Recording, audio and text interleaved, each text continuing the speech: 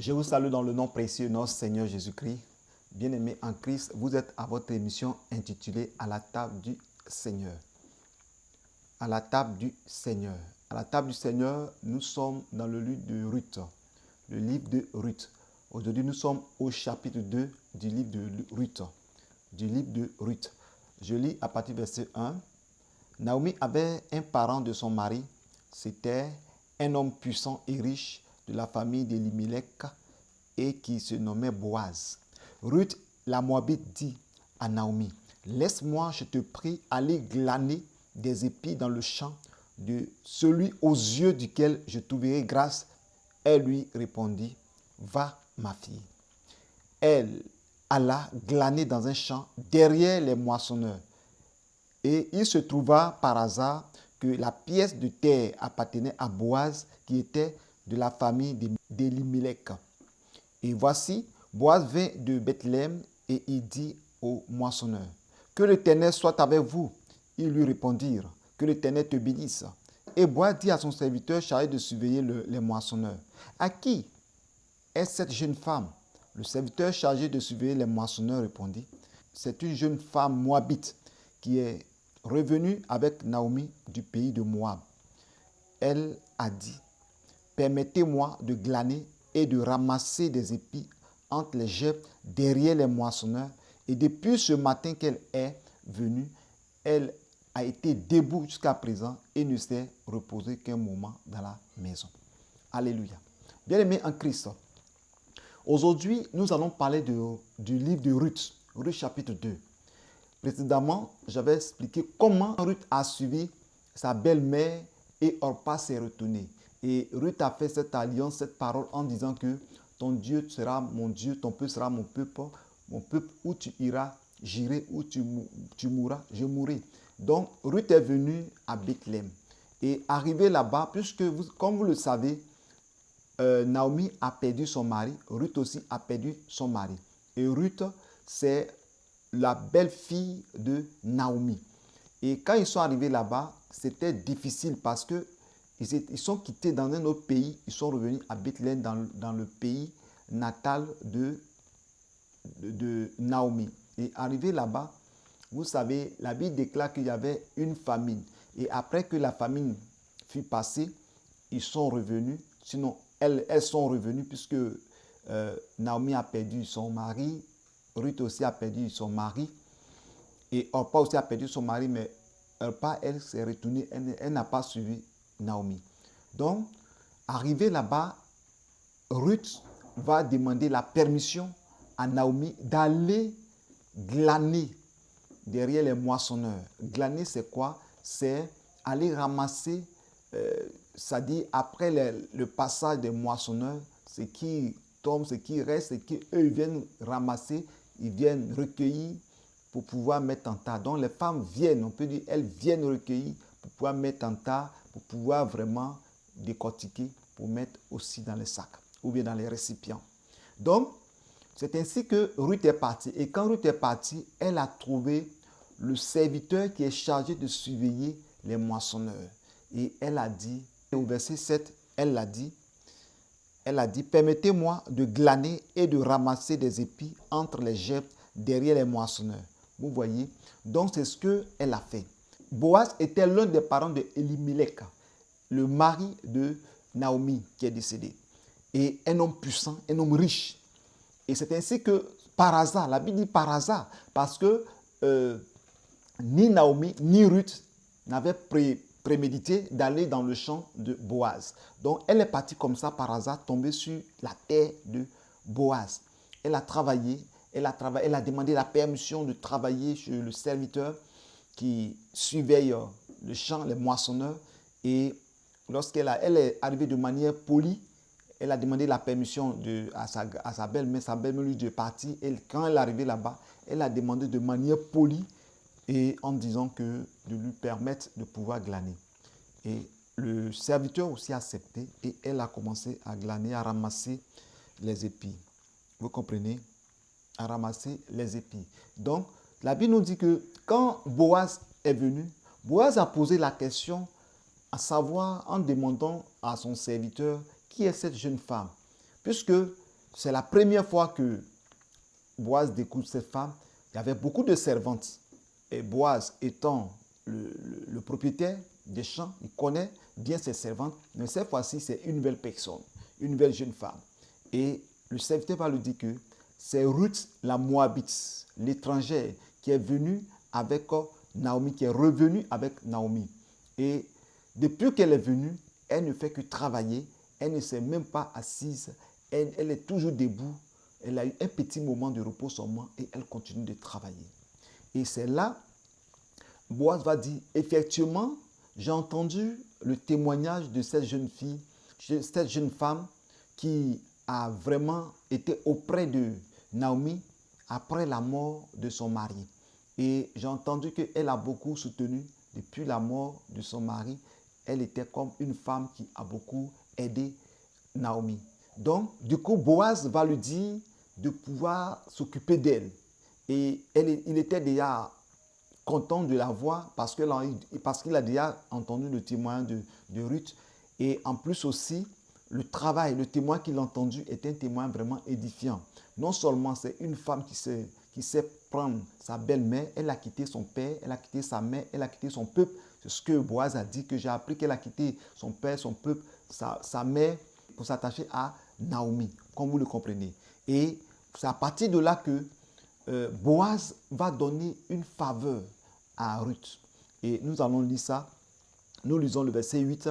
Boaz dit à Ruth, écoute ma fille, ne va pas glaner dans un autre champ, ne t'éloigne pas d'ici et reste avec mes servantes. Vous voyez, du coup, à cause du témoignage, elle sera retenue.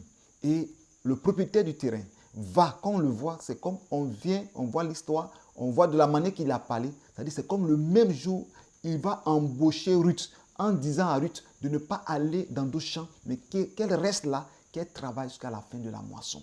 Vous comprenez? Et ça a été une grande faveur, un grand soulagement. En citant le verset suivant, il dit, regarde, où l'on moissonne dans le champ et va vers elle, j'ai défendu à mes serviteurs de te toucher. Et quand tu auras soif, tu iras au vase et tu boiras de ce que les serviteurs auront puisé. Vous voyez? Et Boaz a vu Ruth et va lui dire, quand tu auras soif, ne va pas vers les servantes, mais va où se trouvent les serviteurs, les moissonneurs. Et là, ils vont te donner de l'eau à boire. Vous voyez de là que, à partir de la servante, elle est honorée déjà parce qu'elle a un bon témoignage, elle est courageuse. Je voulais ouvrir une parenthèse pour dire à nos sœurs, par exemple, tu veux te marier, tu veux avoir du travail, tu veux travailler dans une entreprise, en tout cas, tu veux avoir quelque chose pour subvenir à tes besoins, mais tu n'as pas un bon témoignage. Vous voyez, le témoin compte beaucoup parce que non seulement, ce n'est pas parce que le serviteur qui surveille les moissonneurs a dit que cette jeune femme, elle est avec Naomi et en plus, elle a travaillé longuement, mais ce n'est pas ça seulement parce que Boaz même a entendu le témoignage de la manière qu'elle s'est attachée à Naomi, de la manière qu'elle est restée attachée à Naomi, elle n'est pas partie nulle part. Elle a quitté son père, sa mère, son peuple, sa patrie et elle est venue dans une terre où elle ne connaît personne. Vous voyez, donc Boaz d'abord avait ce témoignage, vous comprenez? Et encore, Boaz constate que c'est une femme courageuse, une femme travailleuse, une femme battante. Et Boaz va lui donner l'occasion d'être à l'aise, d'être heureuse, de ne pas se fatiguer, de ne pas se faire des soucis pour dire qu'après ça, tu ne vas plus venir. Et Boaz va l'embaucher. Parce que quand on dit à quelqu'un, il ne faut plus aller ailleurs, reste ici, travaille ici jusqu'à la fin de la moisson, c'est comme si tu as été embauché automatiquement. Tout ça à cause de son courage, à cause de son témoignage, à cause de sa persévérance, à cause de l'amour qu'elle a reçu de elle a pour sa belle-mère. Et nous continuons au verset 10. Alors elle tomba sur sa face et se prosterna contre terre et elle lui dit, comment ai-je trouvé grâce à tes yeux pour que tu t'intéresses à moi qui suis une étrangère? Vous voyez, il y avait des femmes de Bethléem, mais elle a été la seule qui a eu grâce à ses yeux. Elle a été la seule, l'étrangère qui est quittée dans notre pays et qui est venue, qui a la capacité d'aller boire dans les mêmes vases que les moissonneurs, alors que les servantes, eux, ont leur eau à part. C'est-à-dire, Et elle est proche du maître, elle est proche de Boaz à cause de son témoignage, à cause de son courage. Bien-aimée, ma soeur, si tu veux voir la gloire de Dieu dans ta vie, si tu veux te marier, si tu veux travailler dans une entreprise, d'abord, comme je le disais tout à l'heure, le témoignage est très important. Il faut avoir un bon témoignage et ne permets pas aux gens de salir ton témoignage. Parce que vous savez, il y a des gens qui sont là, qui sont spécialisés pour salir le témoignage des gens. C'est-à-dire mentir, dire des choses qui ne sont pas vraies. Et même tendre des pièges pour te mettre dans un piège et puis salir ton témoignage. Récemment, j'ai suivi quelque chose sur YouTube qui m'a beaucoup touché. Mais je crois que c'est sur Facebook, oui, sur Facebook, qui m'a beaucoup frappé. Vous voyez, un homme de Dieu, je ne sais pas ce qui s'est passé, s'est retrouvé dans la chambre d'une de ses fidèles et arrivé là-bas, il y avait des gens qui étaient cachés avec des caméras dans leurs mains et dès qu'il s'est déshabillé et du coup, ils sont rentrés dedans, ils sont rentrés automatiquement derrière lui. Ils lui disent, ah bon, c'est ce que tu fais, tu violes tes fidèles, tu fais ceci, tu fais cela. Mais ce que j'ai constaté, l'image de la femme n'a pas été filmée. On n'a pas vu de quelle femme il s'agit. Vous comprenez? Et l'homme de Dieu disait dans la vidéo que vous m'avez tendu un piège, vous m'avez tendu un piège. Vous voyez, c'est méchant. Vous voyez, c'est méchant. Si l'homme de Dieu a cette habitude même de sortir avec ses fidèles, vous ne devez pas aller jusqu'à l'exposer aux yeux du peuple et en tendant un piège contre lui. Vous voyez, vous pouvez même aller dans l'église, aller l'affronter pour dire, homme de Dieu, voilà ce qui se passe, voilà ce qu'on a appris. Vous voyez, s'il est humble, s'il est quelqu'un qui veut se repentir, peut se repentir. Mais vous voyez, de la manière qu'ils ont procédé, c'est comme souiller son témoignage. Aujourd'hui, je ne l'encourage pas ce qu'il a fait et je ne lui donne pas raison. Mais je vais dire par là que ce ne sont pas des bonnes choses que les gens font en exposant les autres, en mettant les gens aux yeux de tout le monde entier pour que cet homme de Dieu, je ne pense pas qu'il peut avoir encore la force de servir Dieu. Il peut avoir la force de continuer le ministère. Aujourd'hui, les chrétiens détruisent les autres ministères, détruisent leurs frères, détruisent leurs sœurs. Leur cible maintenant, c'est les médias, les réseaux sociaux, en montant, en disant des choses, en cherchant leur passé pour ramener dans le présent. Ce sont des choses qui ne sont pas bonnes. Et c'est pourquoi aussi nous devons avoir un bon témoignage. Si dans le passé tu as un mauvais témoignage, si tu es converti, il ne faut pas avoir un mauvais témoignage. Donc je dis à quelqu'un d'avoir un bon témoignage. Le bon témoignage a mené Ruth à avoir du travail. Vous voyez cet homme, quand il dit permettez-moi de travailler auprès de toi, vous voyez que Ruth a parlé de manière humble, poliment. Ce n'était pas une fille qui va venir pour dire, oh monsieur, est-ce que je peux travailler dans le champ? Et le monsieur dit, non, il n'y a pas de place ici. Oh, est-ce que c'est pour toi ce champ-là? C'est toi qui dis qu'il n'y a pas de place. Quand on t'a donné travail pour travailler, et puis toi aussi, tu ne veux pas que les autres travaillent. Comme en Afrique, on dit, si tu dois encore d'Ivoire, tu veux manger, tu veux pas que je mange aussi. Mais Ruth n'a pas eu ce comportement, n'a pas eu cette parole. Ruth a été polie envers cet homme. Et cet homme l'a prise avant Boaz. Vous voyez, sachez aborder les gens. Sachez avoir de bonnes relations avec de bonnes relations avec des gens, de bons contacts. Et je vous le dis, j'insiste sur ce passage-là parce que si Ruth n'avait pas un bon témoignage, Ruth n'avait pas travaillé. Si Ruth n'avait pas un bon témoignage, Ruth n'avait pas avoir accès en cet endroit. Ruth avait un bon témoignage. En plus de son bon témoignage, il y a eu aussi son courage. Les sœurs, vous voulez vous marier, vous voulez travailler dans une entreprise, vous voulez travailler quelque part, mais vous n'êtes pas courageuse. Quand vous n'êtes pas courageuse, ça peut agir sur votre travail, ça peut agir sur votre foyer. Vous voyez, et cela a marqué Boaz en disant son serviteur rend un bon témoin de lui que depuis qu'elle est venue, elle est toujours debout. Donc s'il dit qu'elle est toujours debout, c'est que les autres servantes, elles travaillent un peu, elles s'asseyent, elles causent. Mais Ruth était à part. Ruth est en train de faire son travail. Elle ne s'est pas associée avec les autres servantes qui se mettent à causer, à rire, à s'asseoir, à traîner. Elle a pris son travail au sérieux. Donc je vous dis une chose, si Dieu t'appelle à faire quelque chose, si Dieu t'appelle à faire un travail ou qui est quelque part dans une entreprise, si les autres ne veulent pas travailler, qu'ils veulent tricher dans le travail, toi, il ne faut pas tricher. Travaille normalement. Si même les hommes ne vous voient pas, Dieu te voit. Vous voyez que cette femme a eu grâce, Ruth a eu grâce aux yeux du serviteur qui suivait les moissonneurs. Elle a eu grâce aux yeux de Boaz, vous comprenez? Et en plus, elle a eu la grâce de s'approcher des moissonneurs, la grâce aussi de boire la même eau que les moissonneurs. Et Boaz va donner des avertissements aux gens de ne pas la maltraiter, de veiller sur elle, de ne pas faire qu'elle va souffrir. Donc, Ruth était tellement contente, elle s'est prosternée, elle a dit merci, elle a dit vraiment, elle a béni le nom de Dieu pour sa vie. Elle lui a dit merci. Vous voyez, la reconnaissance est aussi très importante. Souvent, il y a des gens qui ne sont pas reconnaissants. Quand on leur fait du bien, ils ne sont pas reconnaissants. Vous voyez, la reconnaissance est biblique. La Bible déclare dans Thessaloniciens que dans le livre des Thessaloniciens, soyez reconnaissants. Donc, elle va se prosterner, elle va montrer un signe de respect, un signe de reconnaissance pour dire, oh, merci beaucoup.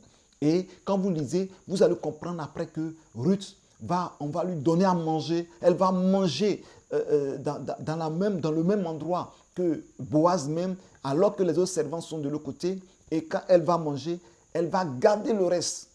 Quand elle était rassasiée, elle a gardé le reste. Mais je sais que même si elle n'était pas rassasiée, elle va garder le reste. Et quand après ça, Boaz lui a dit, tu peux revenir, tu ne dois pas aller quelque part, tu dois travailler en ce lieu jusqu'à ce que la moisson finisse.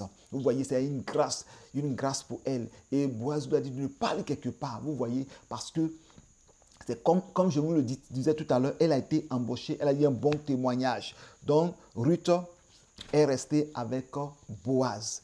Et lorsque nous continuons dans le verset 12, que l'Éternel te rende ce que tu as fait et que ta récompense soit entière de la part de l'Éternel, le Dieu d'Israël, sous les aides duquel tu es venu te réfugier. Vous comprenez? C'est Boaz qui dit ça. Il dit que on m'a rapporté. Verset 11, Boaz lui répondit, on m'a rapporté tout ce que tu as fait pour ta belle-mère depuis la mort de ton mari et comment tu as quitté ton père et ta mère et le pays de ta naissance pour aller vers un peuple que tu ne connaissais point auparavant. C'est ainsi que Boaz a béni la vie de Ruth en disant que tu as quitté tes parents, tu es venu dans un pays que tu ne connaissais point auparavant. Vous voyez, elle a béni Ruth par le Dieu d'Abraham, le Dieu, l'Éternel, le Dieu Tout-Puissant.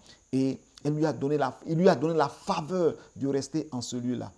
Et quand elle a mangé, elle a fini le travail, elle est rentrée. Quand elle est rentrée, elle a expliqué cette histoire à sa belle-mère.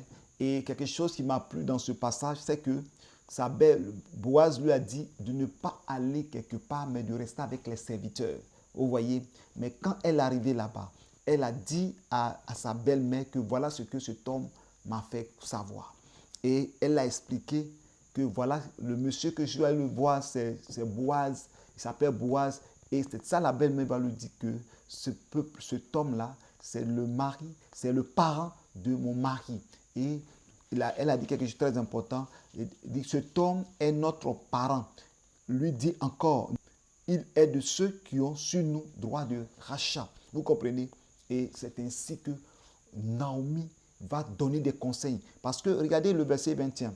Le verset 21 nous dit quoi? Ruth la Moabite ajouta, il m'a dit aussi, reste avec mes serviteurs jusqu'à ce qu'il ait achevé toute ma moisson. Ça, c'est ce que Boaz a dit.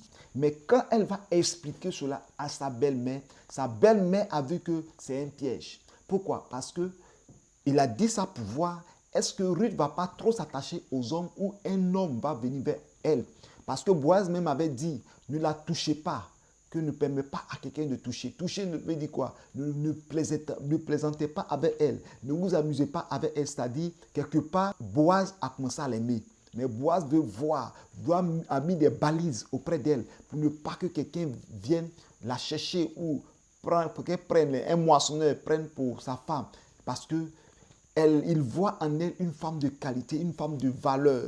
Donc lui-même, au fond de lui, il avait le désir. Mais comme il était âgé, il se demandait, est-ce qu'elle va m'accepter? Vous voyez? Donc, Boaz va créer une situation pour voir si elle va tomber dans le piège des jeunes gens. Et Boaz lui a dit, il faut rester avec les moissonneurs. Mais quand elle est arrivée chez sa belle-mère, regardez, sa belle-mère va dire, verset 22, et Naomi dit à Ruth, sa belle-fille, il est bon, ma fille, que tu sortes avec ses servantes et qu'on ne te trouve pas dans un autre champ. Vous comprenez? Elle resta donc vers les servantes de Boaz pour glaner jusqu'à la fin de la moisson des orges et de la moisson du froment, et elle demeurait avec sa belle-mère. C'est-à-dire quoi? Elle dit de ne pas écouter ce que lui il a dit. Il faut rester avec les servants, il ne faut pas rester avec les hommes. Vous voyez, c'est ainsi que Ruth a écouté la parole de sa belle-mère. Vous voyez, aujourd'hui, il y a tellement de choses qui se passent que les gens ont parfois, les femmes, dans le couple, dans les foyers, les femmes ont parfois du mal à accepter leur belle-mère, ont du mal à accepter leurs beaux-parents. Parfois, il y a des femmes qui ont eu la vie sauve à partir des beaux-parents parce que tout le monde les aimait dans la famille. Que ce soit les beaux-frères, les belles-sœurs, la belle-mère, les cousines, les cousins, les cousines du mari. Tout le monde a un bon témoignage. Ah, notre belle là, vraiment, elle est bien. Notre belle, elle est bien, elle reçoit bien, elle rit avec tout le monde. Vraiment.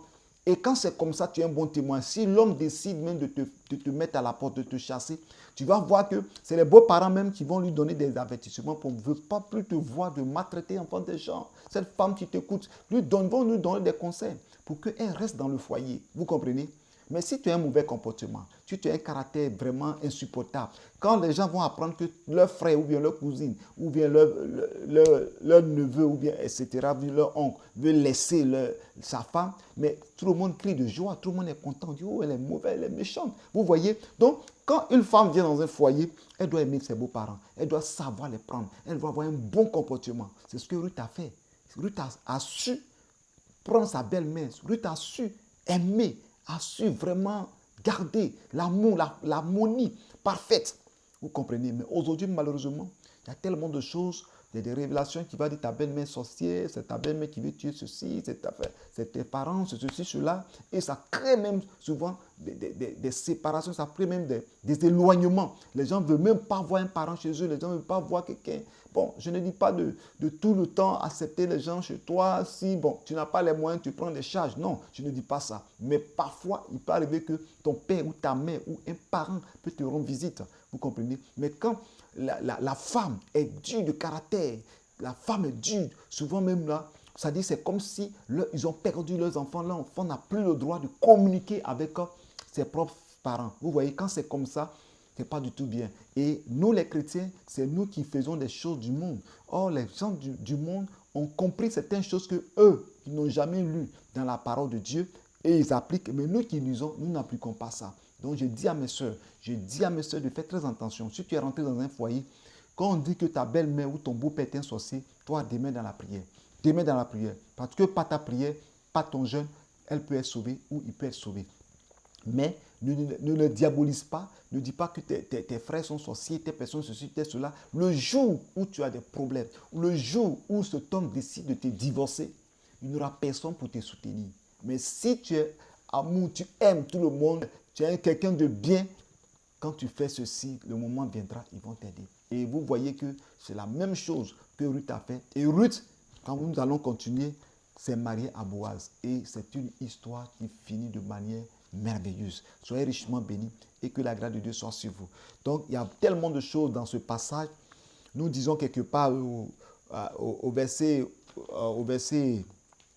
un passage qui m'a plu ici, pour dire que par hasard, elle est tombée sur le champ de Boaz.